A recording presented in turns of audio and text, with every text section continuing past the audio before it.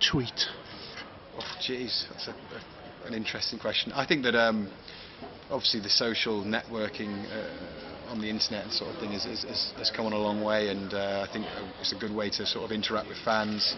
Obviously, you know, profiles now coming with professional sportsmen, so it's good for sort of, you know, reaching fans, reaching an audience, asking questions, finding out answers and that sort of thing, and yeah, it's something to keep me entertained as well, I think. How often do you tweet, say, after a game? Depends how well the game's gone, but usually, yeah, quite a lot. To be honest, I'm one of those notorious tweeters who tweets after something rubbish has been on the TV, like Celebrity Big Brother or something. Yeah, so normally it's more personal life related rather than sports, I'd say. Are you amazed by how many followers you have? Yes, I suppose. Obviously, yeah, if I think in my head, I only know probably like 100 people in this world, so to think that 125,000 people are following me and reading what I'm writing on a social networking site is pretty mind-blowing, really. But then again, you know, I know guys who are like Niall and Harry for One Direction who've got 15 million, so I've got some way to go, I think.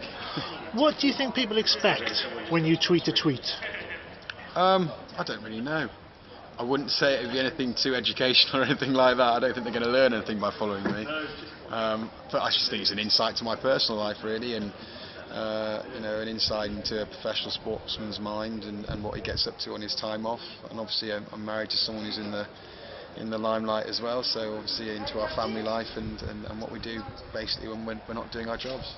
Do you sort of use it to, instead of sort of tweeting other, sort of just tweeting, but tweeting other rugby players as well, have a chat with them? Yeah, there's sometimes, well, you usually join on in the banter. I think James Haskell and Andy Good and people like that are always good for a bit of a bicker and a bit of banter online, and I think that fans quite enjoy seeing the interaction that goes on from other teams. I mean, there's no baiting before games or anything like that, just like a chat saying I'll see you on Saturday, that sort of thing.